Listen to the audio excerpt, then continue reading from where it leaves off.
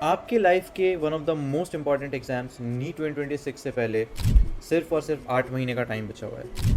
कौन सा ऐसा मेथड है जो काफ़ी ऐसे एस्पिरेंट्स हैं जिन्होंने यूज़ किया जिससे जल्दी से जल्दी उन्होंने अपना सिलेबस कंप्लीट किया प्लस वो मल्टीपल टाइम्स रिवाइज कर पाए। सो आज मैं फास्ट मेथड बताऊंगा जो अगर आप फॉलो करते हो इन 8 महीनों में तो आप आराम से 650 प्लस स्कोर एक टॉप 500 टॉप 100 रैंक को जो है टारगेट कर सकते हो। तो स्टार्ट कैसे करना है? डेली 6 आवर का स्टडी प्लान है, सेल्फ स्टडी प्लान है। अपार्ट फ्रॉम कोचिंग बिल्कुल अटेंड करना है रेगुलर तरीके से, उसको बिल्कुल मिस नहीं करना है, उसको फॉर ग्रांटेड नहीं लेना है, छोड़ना नहीं, क्योंकि आखिरी टाइम है। ठीक है, तो आखिरी टाइम हो, कोई भी टाइम हो, कोचिंग टाइम पे जाओ। उसके अलावा अपार्ट फ्रॉम दैट 6 आवर्स जो आपको कोचिंग में जा रहे हैं, आपको कैसे भी करके 6 घंटे का एक स्टडी प्लान निकाल के लाना ही पड़ेगा। सो सेल्फ स्टडी का ये प्लान है। सर कैसे स्टार्ट करना है? ऑब्वियसली एक बहुत बड़ी मिस्टेक जो मैक्सिमम स्टूडेंट्स करते हैं, इस पॉइंट ऑफ टाइम तक भी उन्होंने जो है टेस्ट्स लिखना स्टार्ट नहीं किया है। सो आई वुड रिकमेंड कि टेस्ट्स अभी के अभी स्टार्ट करो जितनी जल्दी हो सकता है, क्योंकि जैसे जैसे आप टेस्ट दोगे तो आपका कॉन्फिडेंस बढ़ेगा। OMR बबलिंग जो आप जिसमें कितना टाइम लग रहा है, कौन सा सब्जेक्ट का क्या सीक्वेंस रखते हो आप, कौन से सिले मिस्टेक्स करते हो, सब कुछ के बारे में आपको प्रॉपर आइडिया जो है मिलता जाएगा। जितना जल्दी हो सकता है, अगर आपने अभी तक अच्छी फ्रीक्वेंसी से टेस्ट देना स्टार्ट नहीं किया है तो स्टार्ट करो। ऑलरेडी देना स्टार्ट कर दिया है तो उसे कंटिन्यू करो और फ्रीक्वेंसी को इंक्रीज़ करने की कोशिश करो और रिवीजन स्टार्ट करो यार। ठीक है, कोई बात नहीं, पूरा का पूरा सिलेबस कंप्लीट नहीं हो पाया, कोई दिक्कत नहीं है। मैक्सिमम लोगों के कुछ ना कुछ बैकलॉग रह ही जाते हैं इस पॉइंट ऑफ टाइम पे आके भी। मेरे भी पर्सनली 12th के सिलेबस में पर्टिकुलरली, 11th वाला सिलेबस तो मैंने कंप्लीट कर लिया था मोरलेस, 12th के सिलेबस में पर्टिकुलरली कुछ कुछ चीज़ें बैकलॉग रह गई थी। एंड मेरे कोचिंग में इस पॉइंट ऑफ टाइम पे रिवीजन चल रहा था 11th का। सो कुछ ना कुछ बैकलॉग चल ही रहेगा, आपके पूरे प्रिपरेशन में चलता रहेगा, बट आपको उसको अपने माइंड पे नहीं आने देना है। आपको रिवीजन जो है स्टार्ट करना है। बैकलॉग आप पैरेलली पूरा करते रहोगे, लेकिन रिवीजन अभी के अभी स्टार्ट करोगे। अभी अगर रिवीजन स्टार्ट नहीं किया तो आपका पूरा टाइम चला जाएगा। सो आपको हर एक चैप्टर को फास्ट मेथड से पढ़ना है। पर्टिकुलरली मैं बात कर रहा हूँ बैकलॉग्स के बारे में और पर्टिकुलरली मैं यहाँ पर बात कर रहा हूँ रिविजन के बारे में। ठीक है, सो फास्ट मेथड क्या है? फास्ट मेथड में वन शॉट बहुत काम आने वाला है आपको, मॉड्यूल के क्वेश्चन प्रैक्टिस बहुत काम आने वाले हैं, NCERT बेस्ड क्वेश्चन प्रैक्टिस और नीट जेई के PYQs। अब यार प्रीवियस ईयर क्वेश्चंस पे बात हो ही रही है तो बहुत सारे स्टूडेंट्स मेरे से पूछते हैं कि एक बहुत अच्छा बुक हमें रिकमेंड करो जिससे हम सारे प्रीवियस ईयर क्वेश्चंस कवर कर पाए एंड हमें एग्जैक्टली वो टॉपिक्स के अंदर के क्वेश्चन पता लगे कि हाँ इस टॉपिक में से ये PYQ आता है। सो मेरे पास ये एक बहुत अच्छी रिकमेंडेशन है, ये आप देख सकते हो MTG की तरफ से 38 ईयर्स नीट। यहाँ पर मेरे पास बायोलॉजी है, बट आपके पास फिजिक्स का भी ऑप्शन होता है, केमिस्ट्री का भी ऑप्शन होता है। इस बुक के बारे में क्या खास फीचर है जो मैं आपको एक बार बता देता हूँ। पहली बात तो 90% जो क्वेश्चंस जो नीट 2025 में आए थे वो या तो अप्रॉक्स सिमिलर क्वेश्चन थे या सेम क्वेश्चन थे। इसके बाद अगर आप पेडागॉगी ऐप को इंस्टॉल करते हो तो उसमें आपको QR कोड होता है। इस बुक के अंदर आपको यहाँ पे QR कोड मिलता है। ठीक है, इसको अगर आप स्क्रैच करोगे आपको QR कोड स्कैन करने का मौका मिलेगा। पेडागॉगी ऐप के अंदर आप जैसे ही स्कैन करोगे आपको इस बुक का डिजिटल वर्जन मिल जाएगा और आप इस बुक के डिजिटल वर्जन को ऑन द गो कभी भी एक्सेस कर सकते हो। ठीक है, अब मैं आता हूँ कि इसके अंदर क्या क्या खास फीचर्स है। पहली बात तो 1988 से लेकर के 2025 तक, यानी कि जो 38 ईयर्स के बिल्कुल रीसेंट पेपर इंक्लूडेड, 2025 का पेपर इंक्लूडेड, जितने भी पेपर्स हैं प्रीवियस ईयर पेपर्स सब इसमें, उसमें से क्वेश्चन इसमें है।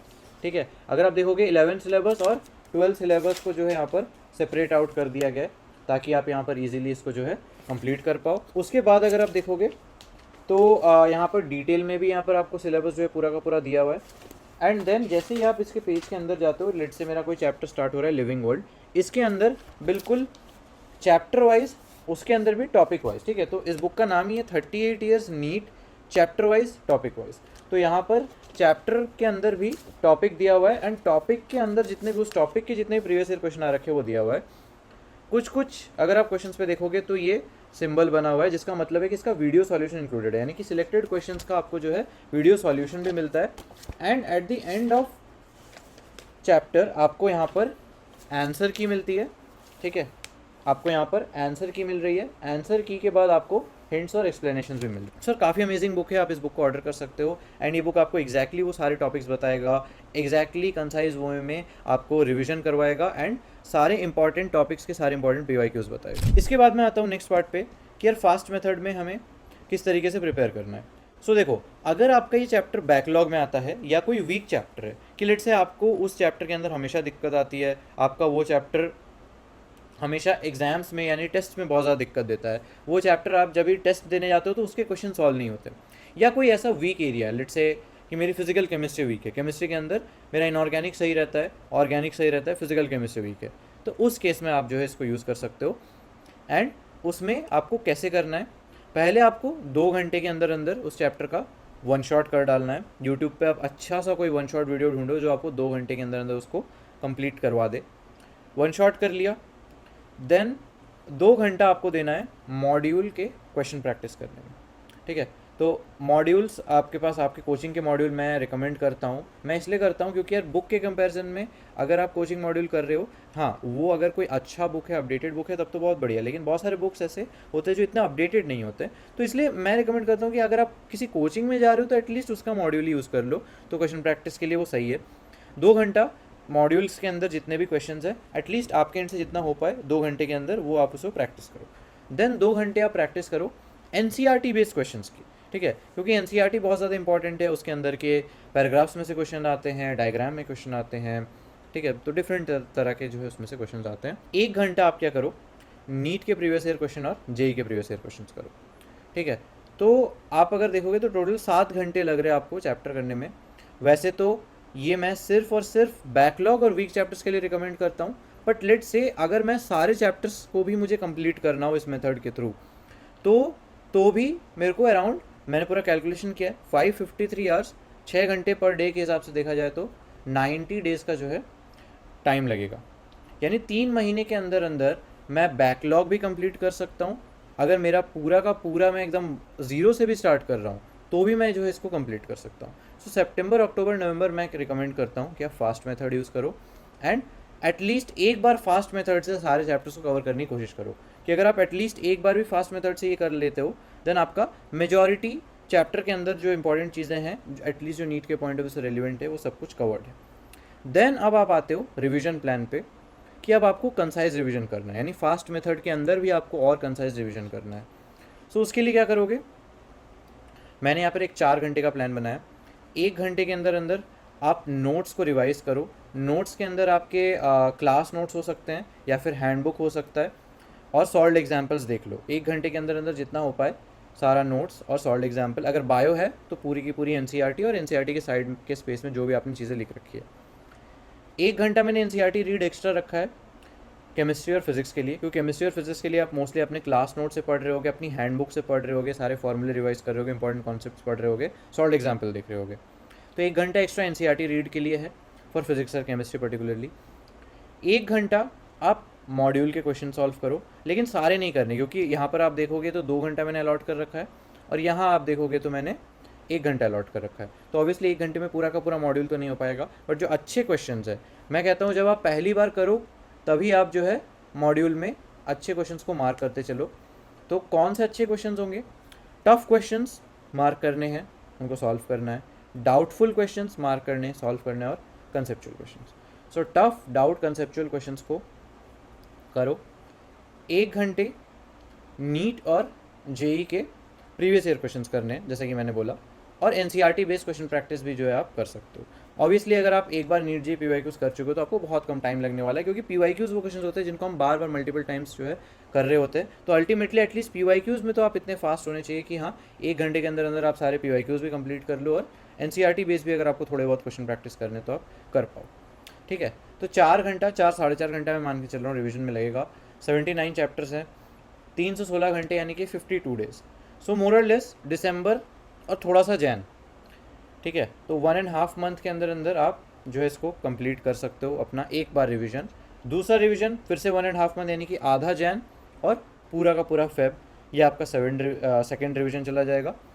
थर्ड रिवीजन में आपका हो जाएगा फेब और मार्च, मैंने बोला है, बट अगेन फेब ऑब्वियसली आपका यूज़ हो रहा होगा, बट मोर और लेस आप मान के चलो मार्च और थोड़ा सा अप्रैल में आपको क्या करना है, फुल सिलेबस टेस्ट्स देने हैं, वही आपका रिवीजन रहेगा। सो आपने अगर ये प्लान देखा तो आपको ये एक बार फास्ट मेथड यूज़ करने का मौका मिल रहा है बैकलॉग चैप्टर के लिए, वीक चैप्टर के लिए, एंड इवन अगर आप 0 से स्टार्ट करते हो तो सारे चैप्टर्स के लिए, और फर्स्ट, सेकेंड, थर्ड 3 बार रिवीजन करने का मौका मिल रहा है। टोटल आप 4 बार जो अपने पूरी सिलेबस को कंप्लीट कर सकते हो अगर आप आर्ट्स के साथ स्ट्रिक्ट रहते हो। तो अगर आप कोई चैप्टर में ज़्यादा डेविएट ना हो जाओ, हाँ कोई बड़ा चैप्टर होगा जो ज़्यादा टाइम लेगा, लेकिन उसका मेकअप आपको करना है कोई छोटे चैप्टर के साथ जो कम टाइम ले, ठीक है, उसको फिर 7 घंटे नहीं देने, उसको फिर 4 घंटे के अंदर अंदर कंप्लीट करना है।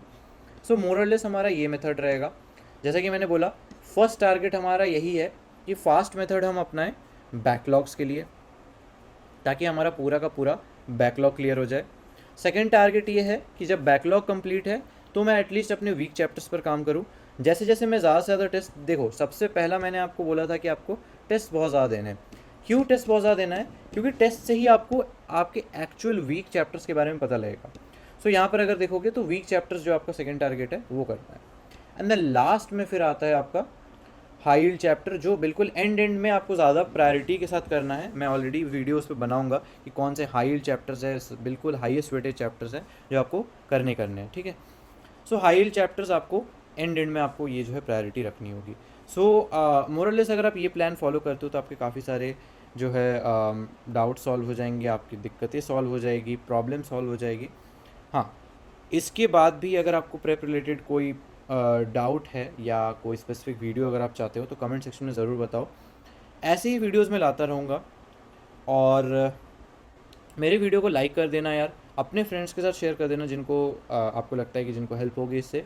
और मैक्सिमम स्टूडेंट्स ने चैनल को सब्सक्राइब नहीं कर रखा है, चैनल को सब्सक्राइब करो। मिलता हूँ अगले वीडियो में, तब तक के लिए बाय बाय।